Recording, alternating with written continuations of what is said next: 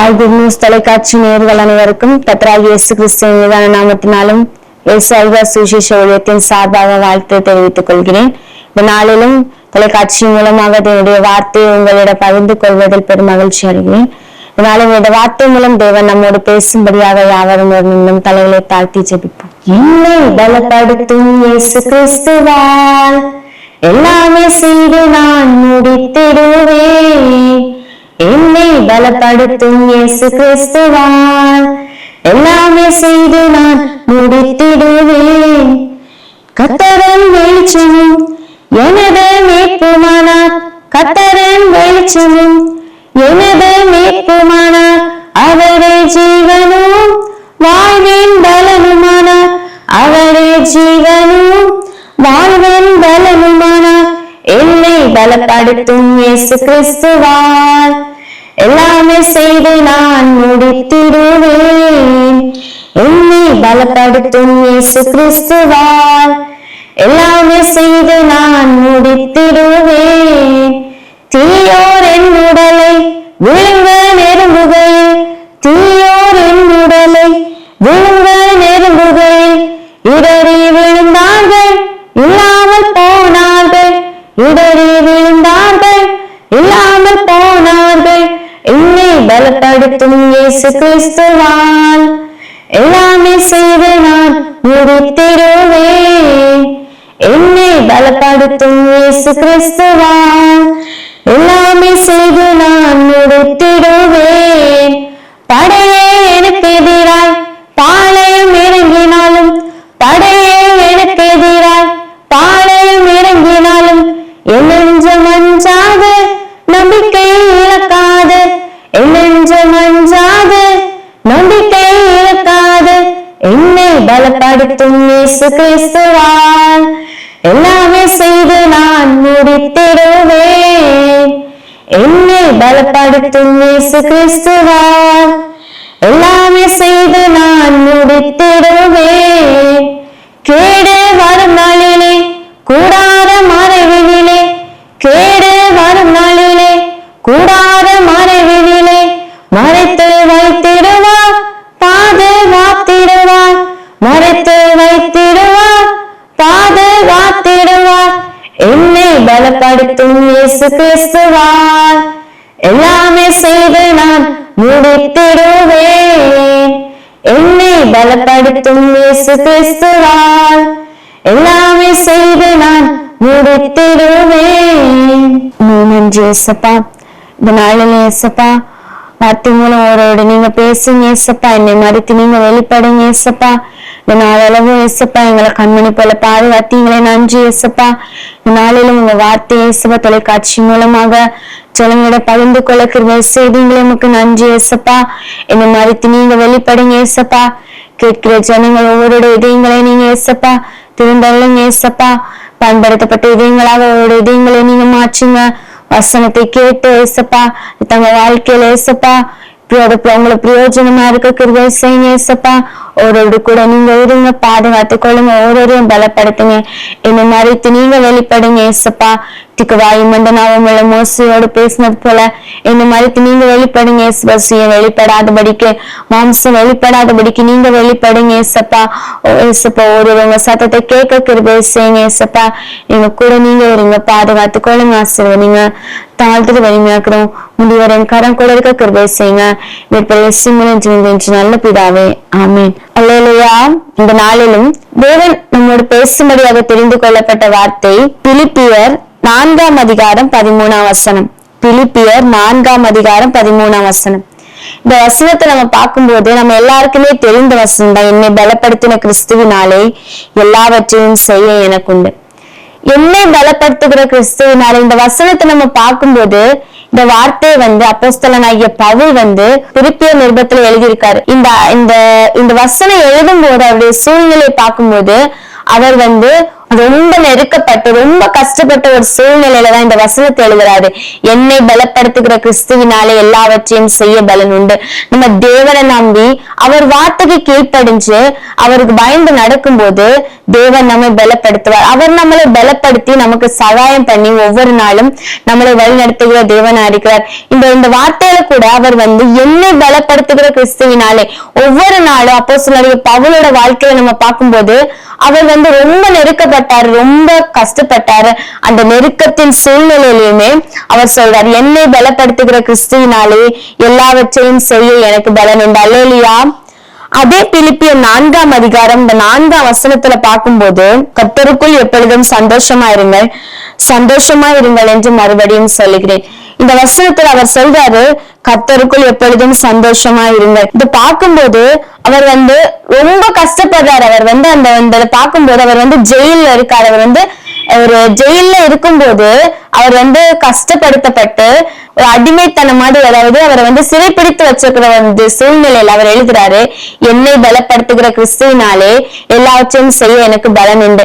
இந்த என்னை பலப்படுத்துகிற கிறிஸ்துவினாலே எல்லாவற்றையும் செய்ய எனக்கு பலன் உண்டு பார்க்கும்போது, இன்னைக்கு நம்ம வாழ்க்கையில கூட நம்ம தேவனை நம்பி நம்ம அந்த வசனம் எந்தெந்த இடத்துல நம்ம முடியாம இருக்கும், எந்தெந்த இடத்துல நம்மளால முடியாது, என்னால முடியாது, நம்மளால ஒரு விஷயத்த பண்ணவே முடியாதுங்கிற ஒரு சூழ்நிலை பவுல் சொல்றாரு, என்னை பலப்படுத்துகிற கிறிஸ்துவினாலே எல்லாவற்றையும் செய்ய எனக்கு பலன் உண்டு.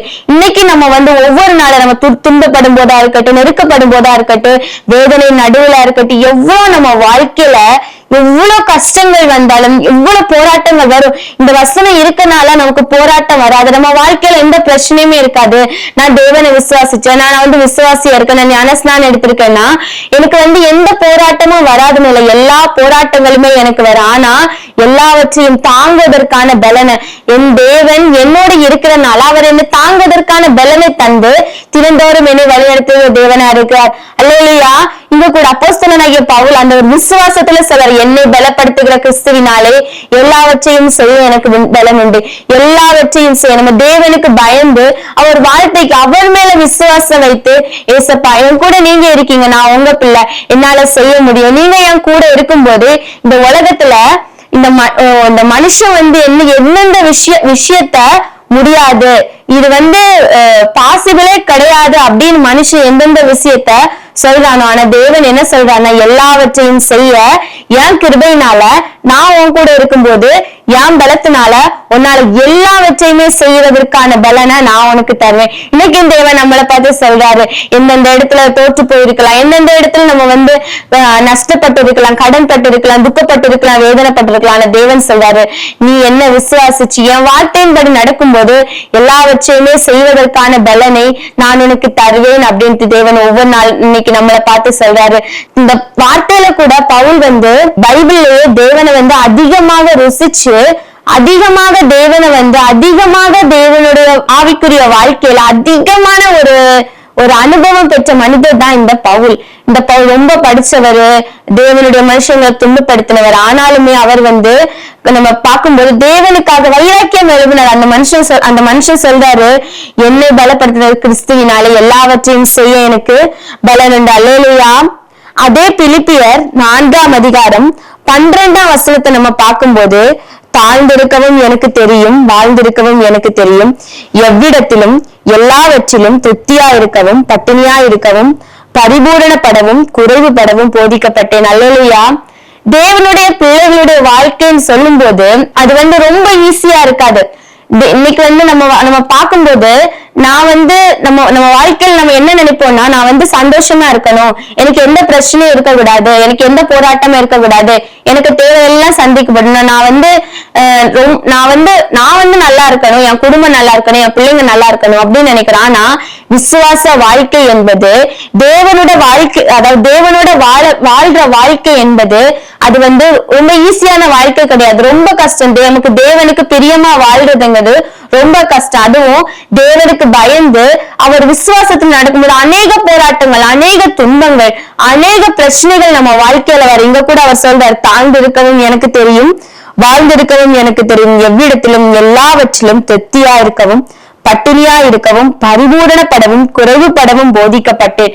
நம்ம தேவனுக்காக நம்ம வாழும்போது இந்த மேல சொன்ன எல்லா வார்த்தையுமே தேவன் அல்ல லாஸ்டா சொல்ற போதிக்கப்பட்டேன்னு சொல்லும் போது அவர் வாழ்க்கையில தினம் அதை அனுபவிச்சு அதை இப்படிதான் இருக்கும், நீ இப்படிதான் வாழணும் அப்படின்னு அவர் தேவனுடைய வாழ்க்கை தேவனுக்கு, அதாவது தேவனுக்கு இந்த விசுவாச வாழ்க்கை என்பது இப்படிதான் இருக்கும். நமக்கு நமக்கு அந்தந்தைக்கான தேவை தேவன் ரொம்ப ஆசீர்வாதமா இருக்கும், ஆசீர்வாதம் தருவார் தேவன். ஆனா அந்தந்தைக்கான தேவைகள் நிறைய போராட்டம் வர இந்த பிரச்சனைகள் எல்லாவற்றையும் தாண்டும் போது எல்லா அவன் நமக்கு பலன் கொடுத்து நம்மளை ஒவ்வொரு நாளும் வழிநடத்துகிற தேவனா இருக்கிறார். அல்லேலூயா.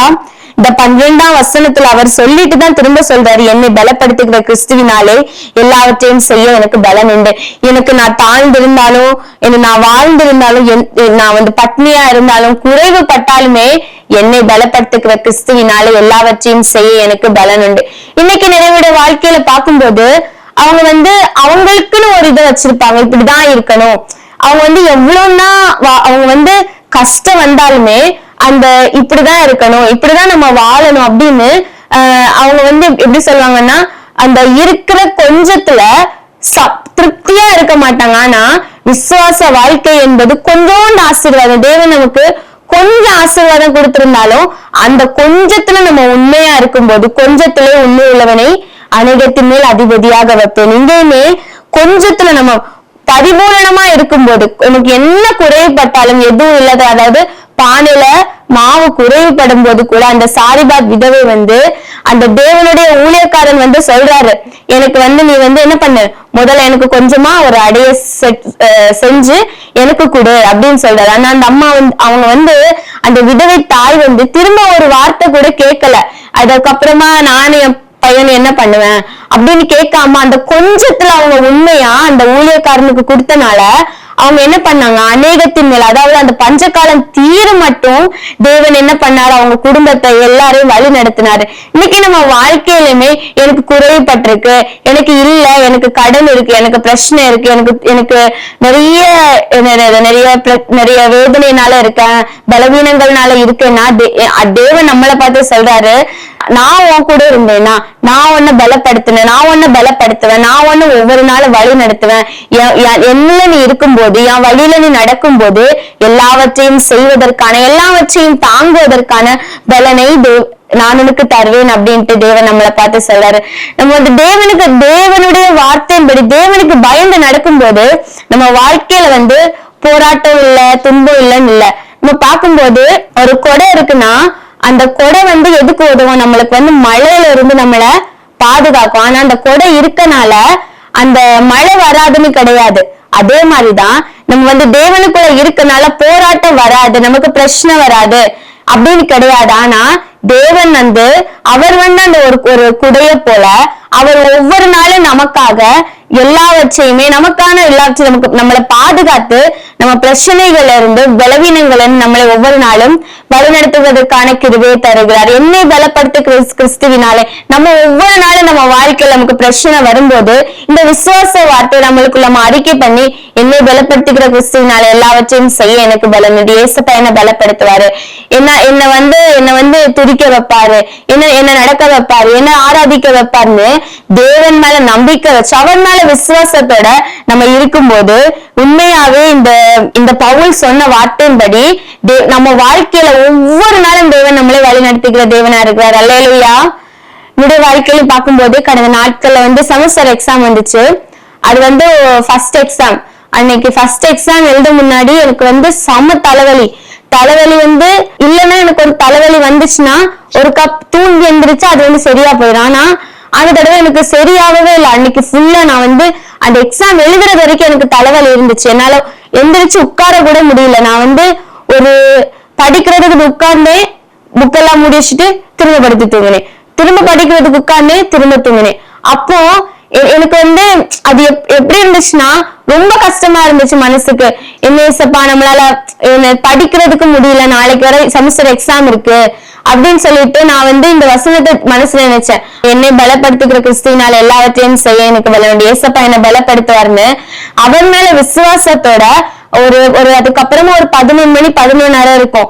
அந்த டைம்ல அதுக்கப்புறமா எந்திரிச்சு உட்கார்ந்து படிச்சு அந்த தலைவலி இருந்துச்சு. எனக்கு தலைவலி தீர்ந்துதுங்க. தலைவலி நான் எக்ஸாம் எழுதி முடிக்கிறது வரைக்கும் எனக்கு அன்னைக்கு மத்தியானம் தாண்டது வரைக்கும் எனக்கு தலைவலி இருந்துச்சு. ஆனா அந்த அந்த எல்லா வச்சையுமே கரெக்டா முடிப்பதற்கான கிருபைய தேவன் எனக்கு கொடுத்தாரு. அதே மாதிரி நம்ம வாழ்க்கையிலுமே போராட்டம் வரும், பலவீனம் வரும். நமக்கு அநேக பலவீனங்கள், அநேக சோர்வுகள், அநேக கஷ்டங்கள் வரும்போது இந்த விசுவாச வார்த்தைய என்னை பலப்படுத்துகிற கிறிஸ்துவினால எல்லாவற்றையும் செய்ய எனக்கு பலம் உண்டு. ஏசப்பா என்ன பலப்படுத்துவாருன்னு அவர் மேல விசுவாசம். இந்த விசுவாச வார்த்தையை நம்ம அறிக்கை இடும் போது ஒவ்வொரு நாள் நம்ம வாழ்க்கையில அதிசயமாக அற்புதமாக வழிநடத்துகிற தேவனா இருக்கிறாள். அல்லேலூயா.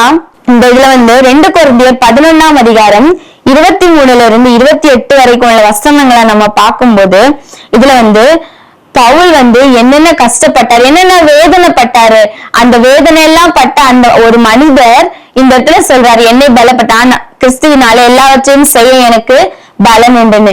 இன்னைக்கு இந்த அந்த வசனத்தை நம்ம வாசிக்கும் போது நிஜமாவே அவர் ரொம்ப ரொம்ப ரொம்ப கஷ்டப்படுற அந்த வசனத்தை நீங்க நம்ம பார்த்தோம்னா, அவர்கள் கிறிஸ்துவின் ஊழியக்காரர், நான் அதிகம் புத்தீனமாய் பேசுகிறேன், நான் அதிகமாய் பிரயாசப்பட்டவன், அதிகமாய் அடிப்பட்டவன், அதிகமாய் காவல்களில் வைக்கப்பட்டவன், அநேக தர மரணம் அவதியில் அகப்பட்டேன், யூதர்களால் ஒன்றுக்குரிய 40 அடியாக 5 தரம் அடிப்பட்டேன், 3 தரம் மிலாறுகளால் அடிப்பட்டேன், 1 தரம் 3 தரம் கப்பர் சேதத்தில் இருந்தேன், கடலில் ஒரு ராப்பகல் முழுவதும் போக்கினேன், பிரயாணம் பண்ணினேன், ஆறுகளால் வந்த மோசங்களிலும் கள்ளரால் வந்த மோசங்களிலும் என் சுய ஜனங்களால் வந்த மோசங்களிலும் அந்நிய ஜனங்களால் வந்த மோசங்களிலும் பட்டணங்களில் உண்டான மோசங்களிலும் வனாந்தரத்தில் உண்டான மோசங்களிலும் சமுத்திரத்தில் உண்டான மோசங்களிலும் கள்ள சகோதரர்களிடத்தில் உண்டான மோசங்களிலும் பிரயாசத்திலும் வருத்தத்திலும் அநேக முறை கண் விழிப்பிருப்புகளிலும்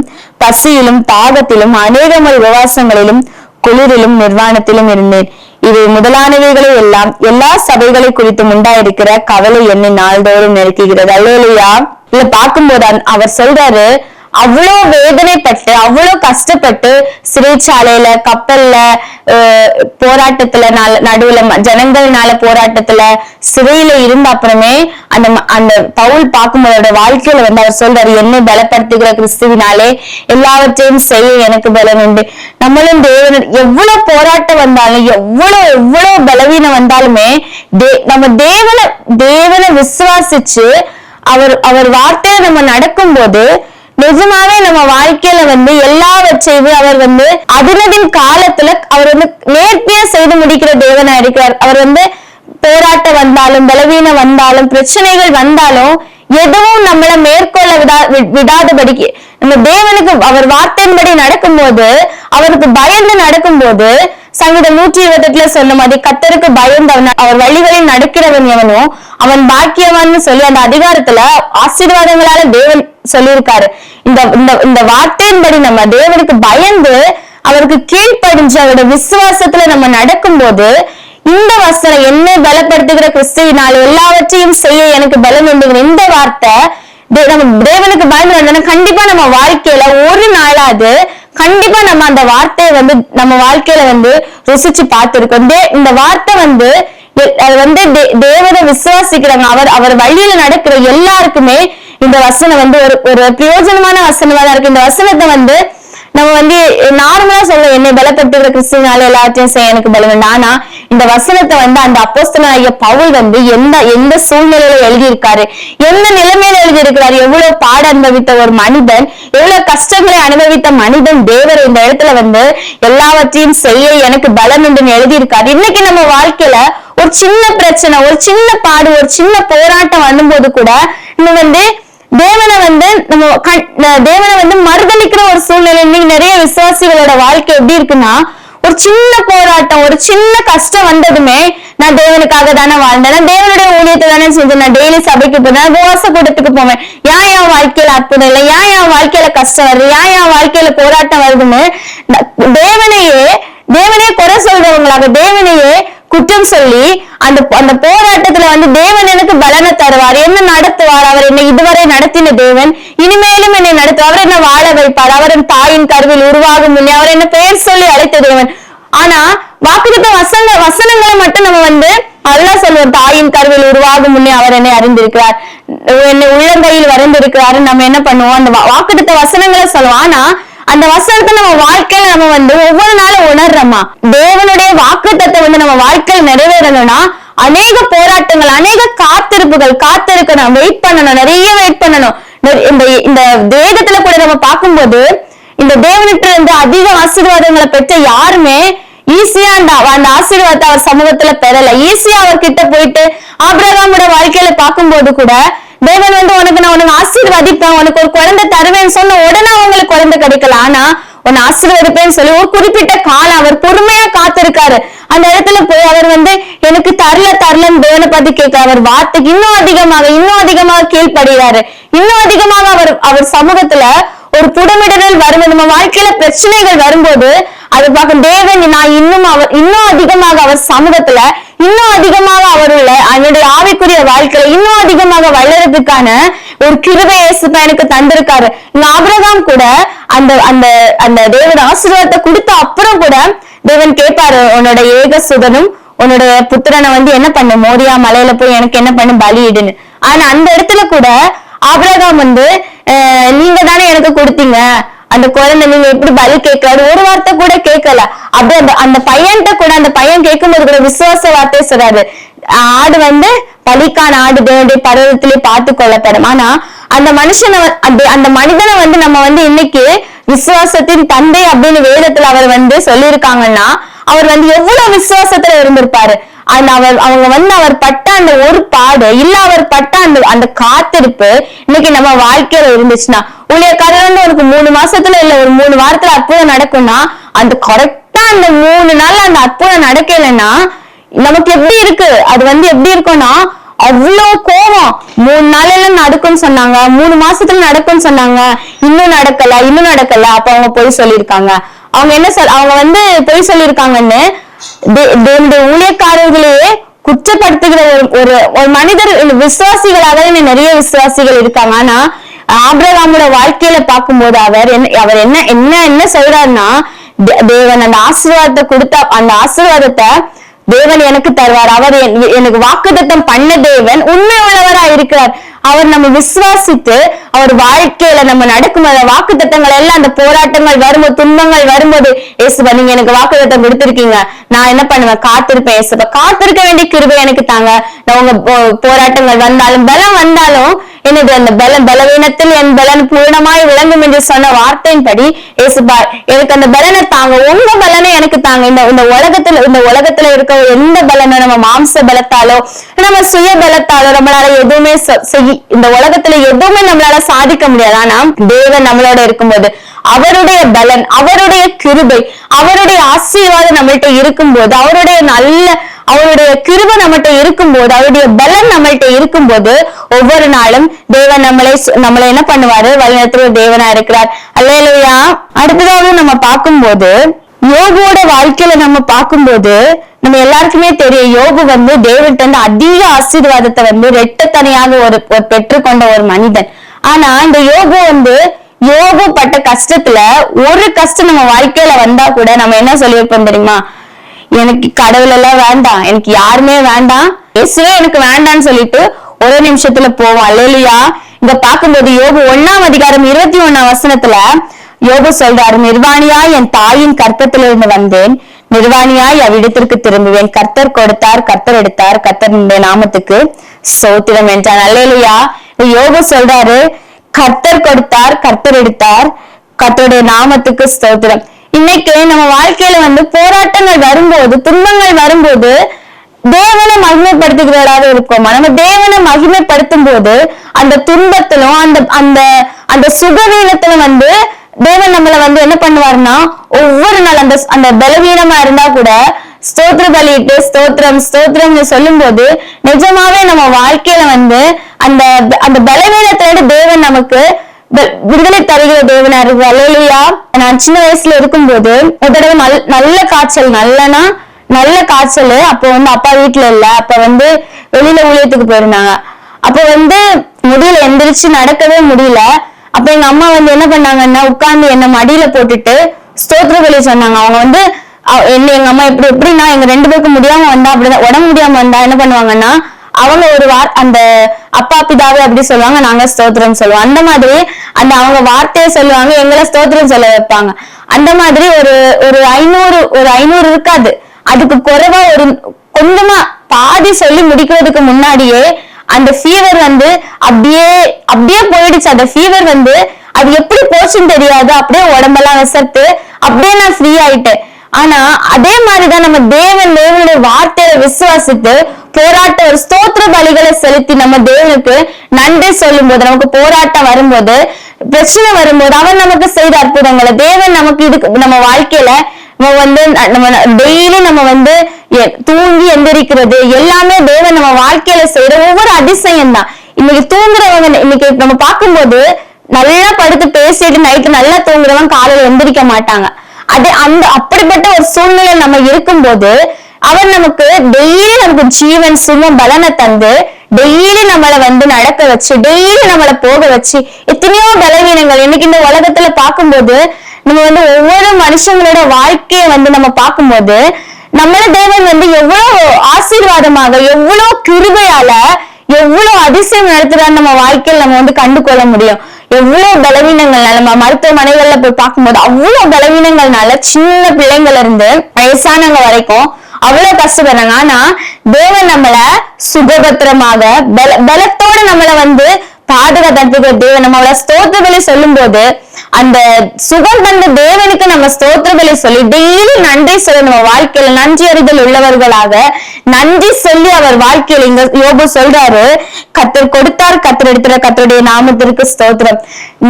நன்மை செஞ்சாலும் தீமை செஞ்சாலும் ஏசப்பா நீங்க எனக்கு போதும். இந்த உலகத்து மனுஷங்க தேவன் எப்படின்னா அவர் உலகத்துல இந்த மனுஷங்க எது முடியாதுங்கிறாங்களோ, எது செய்ய முடியாதுங்கிறாங்களோ அதை நடத்தி காட்டுறதுதான் தேவனுடைய கிருபை. அவர் இந்த உலகத்துல ஒரு மனுஷனால எந்த ஒரு மனுஷனுக்குமே என்ன பண்ண முடியாது, இறந்து போன ஒரு மனுஷனுக்கு ஜீவனை கொடுக்கவோ எடுக்கவோ முடியாது. ஆனா தேவன் என்ன பண்ணுவாரு, அவர் நம்மளுக்கு டெய்லி நம்மளை வழி நடத்துவார். டெய்லி இந்த மூச்சு தேவன் நமக்கு கொடுத்தது. அதாவது இந்த உலகம் பார்க்கும்போது இந்த உலகத்துல நம்ம வாழ்றது கொஞ்ச நாளுமே அவருடைய கிருபை இல்லாம நம்மளால வாழ முடியாது. அவருக்கு நம்ம நன்றி சொல்லி இந்த யோபுவோட வாழ்க்கையில் அவருக்கு ஸ்தோத்திரம் சொல்லி அவருக்கு நன்றி சொல்லி இருந்தது போல நம்மளும் நம்ம வாழ்க்கையில ஏசப்பா நீங்க செய்த நன்மைகளுக்காக, நீங்க செய்த பலனுக்காக, நீங்க எனக்கு என் வாழ்க்கையில செய்த அதிசயங்களுக்காக, எனக்கு தந்த பலனுக்காக, என் ஜீவனுக்காக டெய்லி என்ன பாட வைக்கிறீங்க, டெய்லி வேலை செய்ய வைக்கிறீங்க, டெய்லி என்ன நடக்க வைக்கிறீங்க ஏசப்பா, உங்களுக்கு நன்றி ஏசப்பா, உங்க நாமத்துக்கு ஸ்தோத்திரம் சொல்லி நம்ம செய்யும் போது யோபுவோட வாழ்க்கையில நம்ம பின்னாடி பார்க்கும்போது ரெட்டத்தனியான ஆசீர்வாதம். எதேதான் அவர் வாழ்க்கையில அவர் இழந்தாரோ, எதேதான் அவர் வாழ்க்கையில அவர் பிள்ளைகள், அவருடைய ஆடு மாடு சொத்து சுகம் எல்லாவற்றையும் இழந்த மனிதன் திரும்ப எல்லாவற்றையும் இரட்டத்தனையாக யோபு 42ஆம் அதிகாரத்துல பார்க்கும்போது பூரண ஆயுசுள்ளவனாக பூரண பலத்தோட பூரண ஆயுச கொடுத்து தேவன் நம்மளை என்ன பண்ணுவாரு, வழி நடத்துகிற தேவனா இருக்கார். அவர் ஸ்தோத்திரம் செய்து அவர் வார்த்தைக்கு நம்ம நன்றி சொல்லி இருக்கும் போது என்னை பலப்படுத்துகிற கிறிஸ்துவினால் எல்லாவற்றையும் செய்ய எனக்கு பலனுண்டு என்ற வார்த்தையின்படி ஒவ்வொரு நாளும் அவர் நம்மளை பலப்படுத்தி நம்மளை ஆசீர்வதித்து நம்மளை வழி நடத்தி இந்த யோபுவோட வாழ்க்கையில இரட்டத்தனியான ஆசீர்வாதத்தை கொடுத்து அவரை வழி நடத்துகிற தேவன் நம்ம வாழ்க்கையில நமக்கு இருக்க எல்லா குறைவுகளை மாற்றி, எல்லா சரித்திரத்தை மாற்றி, எல்லா பலவீனத்தையும் மாற்றி நம்மளை பலத்தால இடைக்கட்டி நம்மளை ஒவ்வொரு நாளும் வழிநடத்துகிற தேவனா இருக்கிறார். அல்லேலூயா.